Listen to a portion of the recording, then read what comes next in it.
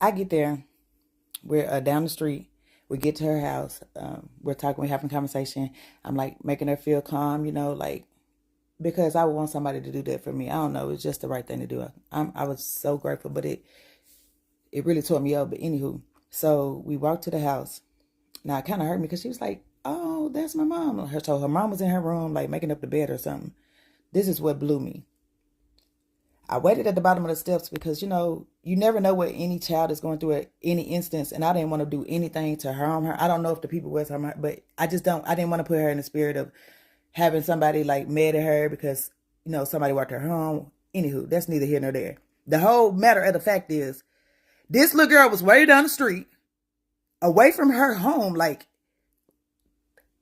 too far, like way too far, and it was dark outside. It's like 8 o'clock at night. Like, you let this little girl pack, grab a baby, take this big suitcase down the stairs and make it like she could have been gone. Like, what's the show Lost, when they be finding the little kids like that stuff is real. Like in an instant, like you turn your head, your child is gone. Like,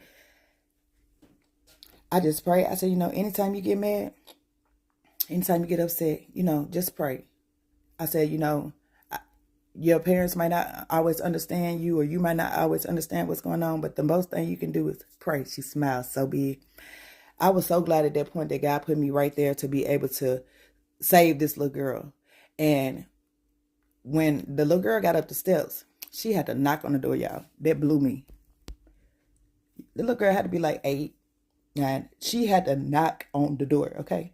So not only did you have this big old suitcase, you dragged this big old suitcase back up all these steps, and you had to knock to get in. When she opened the door, the mom said, "Don't you ever run off like that." Boom. So she was trying to tell her that I was down there, but clearly she was ignoring her, which is okay. She slammed the door, locked it. Y'all, watch our kids.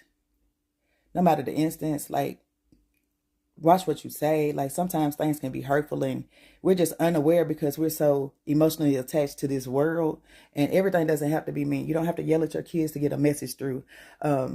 Sometimes talking is the most essential factor, especially when you're gifted. When you're a gifted child, patience is the key. So I just wanted to give y'all that testimony.